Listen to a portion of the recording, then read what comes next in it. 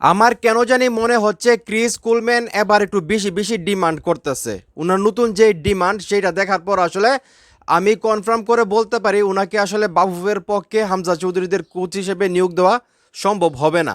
আপনারা সবাই জানেন বাফুফে অলরেডি ক্রিস কুলম্যানকে যত ডকুমেন্টস আছে সব কিছু পাঠাই দিছে, ওনার সঙ্গে কথাও হয়েছে, কিন্তু উনি কিন্তু ফাইনাল যেই চুক্তি সেখানে কিন্তু স্বাক্ষর করেন নাই, বা একটা মিটিং করার কথা তাদের মধ্যে, সেই মিটিংটাও কিন্তু হচ্ছে না। এবং এখন যেটা জানা যাচ্ছে ক্রিস কুলম্যান ওনার যে এজেন্ট আছে সেই এজেন্টকে নাকি মানে $2600 প্রতি মাসে দিতে হবে, যেটা বাংলাদেশের টাকায় যদি আমরা কাউন্ট করি প্রায় 3,20,000 টাকা প্লাস।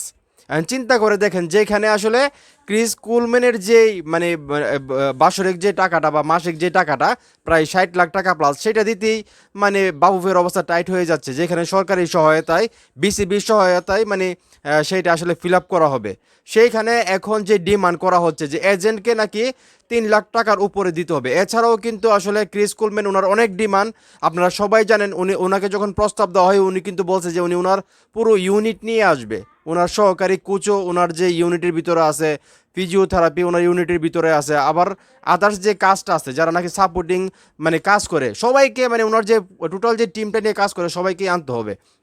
সেই হিসেবে কিন্তু বাফুফের বাজেটটা অনেক বেশি লাগতেছে প্রতি মাসে হিসাব করলে। তো সেই জায়গা থেকে এখন আবার বলা হচ্ছে যদি ক্রিস কুলম্যানকে আনতে চাই তাহলে নাকি ক্রিস কুলম্যানের যেই এজেন্ট আছে সেই এজেন্টকে নাকি প্রতি মাসে, মানে এরকম না যে প্রতি বছরে বা একবারে দিয়ে দিলে হবে, এরকম না ব্যাপারটা, প্রতি মাসে ওনাকে দিতে হবে 3,20,000 টাকা প্লাস। তো চিন্তা করে দেখেন, যেখানে বাউফে এত দাম দিয়ে কোচই আনতে চাইতেছে না, যেখানে সরকারি সহায়তায় আসলে মানে কোচ নিয়োগ হচ্ছে, সেইখানে আবার যদি এজেন্টকে প্রতি মাস বলতে ক্রিস কুলম্যান যদি 3 বছর থাকে, 4 বছর থাকে, 5 বছর থাকে, তাহলে সম্পূর্ণ যে সময়টা সেই সময়ের জন্য প্রতি মাসেই মানে এজেন্টকে 3,20,000 টাকা প্লাস দিতে হবে। তো এটা কোনো কথা হলো ভাই?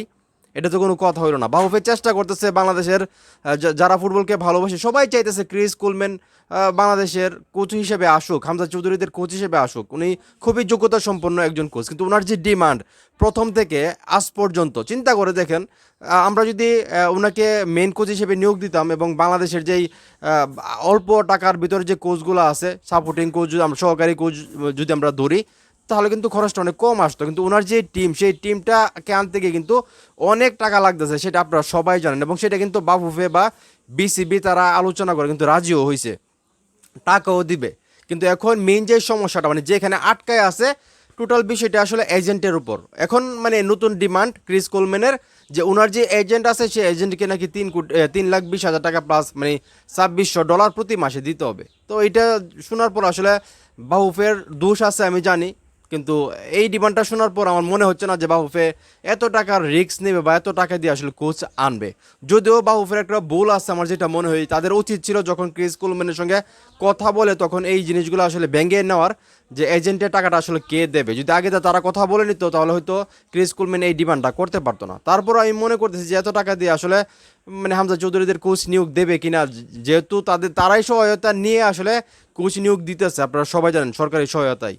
তো সেইখান থেকে এখন আবার মানে একজন এজেন্টকে প্রতি মাসে তিন তিন লাখ টাকা প্লাস 3,20,000 টাকা প্লাস দিতে হবে, এটা আমার কাছে যৌক্তিক মনে হইতেছে না, ফ্রেন্ডলি বলতেছি। তো দেখা যাক আসলে শেষ সময়ে এসে ক্রিস কুলম্যানও আসলে বাংলাদেশের জাতীয় ফুটবল দলের কোচ হইতে পারে কিনা, নাকি এই একটা সমস্যার কারণে ওনাকে আসলে হামজা চৌধুরীদের কোচ হিসেবে নিয়োগ দিবে কিনা, আমি আসলে খুব টেনশনে আছি।